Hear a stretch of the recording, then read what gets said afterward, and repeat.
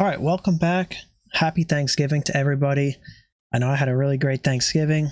Always good to spend some time with the family. Getting into another case study that I had here. This one is going to be a 2012 Ford Explorer Limited.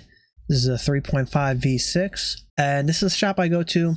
They just pretty much call me in to do their diagnostic work for them. So this one had a SRS light. I believe this was a used car. This shop does get like a bunch of used cars that'll have some issues.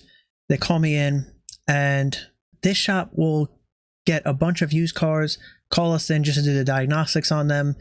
A lot of shops, they kind of just have us come for the diagnostics. This way their techs aren't held up. Issue on this one was an SRS fault code, B1213-13, passenger seatbelt buckle pretensioner deployment control. So you could look up a description and operation on the code if you wanted to. All right, so for the code that we have fault code B1213. You could look it up and just see what the fault is going back to. Subcode on this is -13.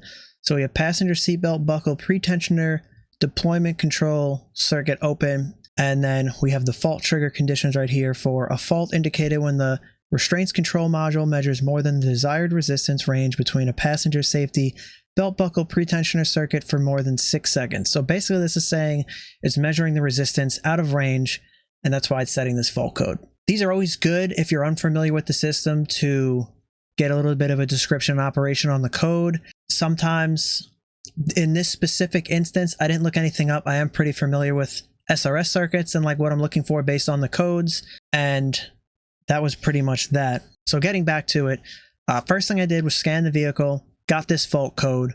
My next step for these is to see if there's any type of live data for the SRS components on this one, which this one did have, as we see right here on this side. Now I'll pull up like a known good, a side that's not going to set a fault code, which would be in this case the driver's seatbelt pretensioner, and that's reading a normal range of 2.5 ohms, which is what I would expect for an SRS circuit. That's like the standard resistance.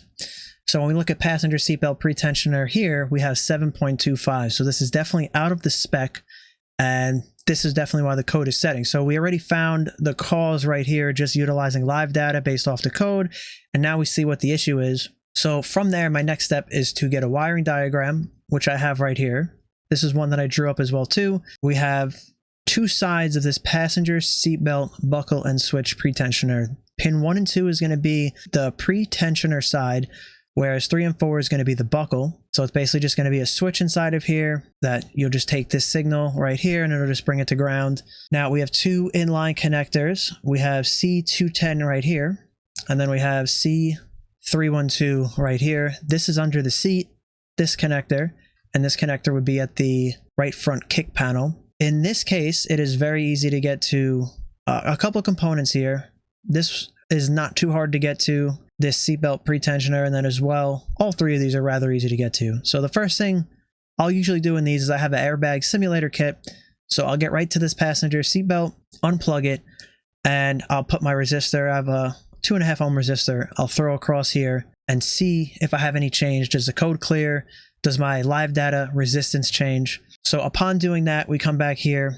My resistance did change to 4 ohms. So originally that kind of threw me for a loop because I imagined it would be the same thing if there was no issues with the pretensioner, because essentially my resistor is the same resistance as this pretensioner. It's just 2.5 ohms. So I started there and I was like, all right, that made a difference. So I'm on the track to something, but we got to go a little bit further and see what's next. So this C312 connector is rather easy to get to as well. It's under the seat. That would be this connector right here. So I did a couple of things here. I unplugged it and I added my simulator, probed it right in, and I have this terminal kit, so it's very easy to connect to the connector. I have the right like pins and everything, so nothing's going to get spread or anything along those lines. So when I throw my resistor in here at this connector, now this connector is right here. So I'm essentially now putting my resistance. This is disconnected from the vehicle. It's unplugged. So I'm essentially throwing my resistor here across pins 3 and 4 at connector C312 and seeing if this line of the circuit is good back to the module. And I had the same thing. As you can see here, we still have 4 ohms with the resistor installed. So there's no change between the seat and here. It's the same thing. So then I just did a quick little test where I put my resistor back here, and then I put my multimeter over here on the opposite side. So that'd be on this side, just to make sure that the wiring going from the seatbelt pre-tensioner to this connector C312, this wiring was good and I wasn't having any like resistance issues in there. I am reading my 2 ohms, 2.2, so that's within spec, that should be fine. So no issues there.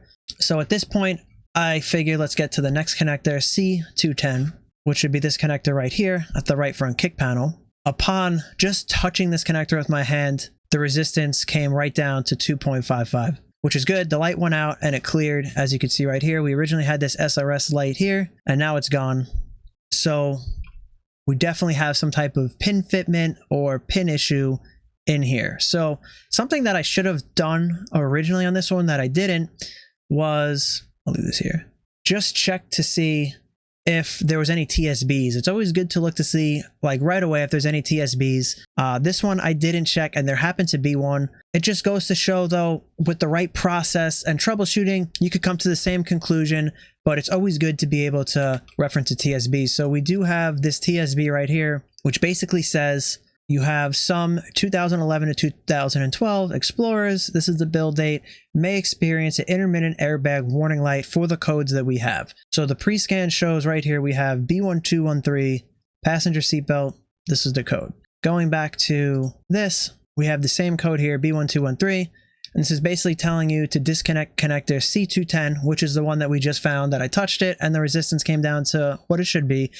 And this wants you to put some type of electrical grease on there, and that's all it tells you for fixing this issue. So what I did find on this is I went through all of this and I did a pin drag test on the connector and I didn't find anything wrong. So this one really kind of just got left as I left it on the customer to go through all of these terminals, clean all the terminals up, and then just follow the TSB, and we'll go from there.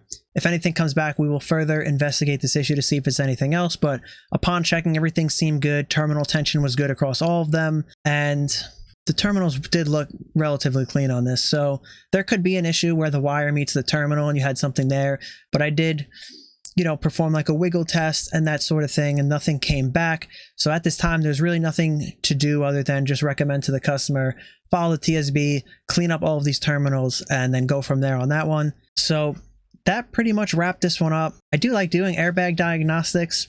I find them kind of interesting. They're kind of fun to do. This is another diagram that I drew up. This was back when I was drawing a lot of diagrams, like I said in the past. I don't really draw too many anymore. I kind of had a little bit more free time. I was getting into these, so this was this one here.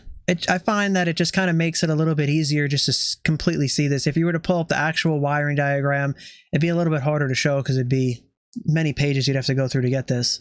So I'll leave this here for a second. If anyone wants to read through this, you could just pause the video right here and read through this. This is pretty much what I wrote up on this. My analysis, the recommendations that I did to the customer, and then basically my final notes on this. All right, that's going to be it for this one. This was just a quick little case study on this. Hope you guys enjoyed this one. Let me know what you guys think.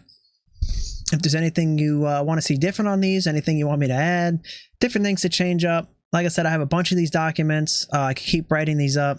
Let me know if there's anything else you want to see. But with that, I will see you guys on the next one. Let me know what you guys think about this, and I'll catch you guys later.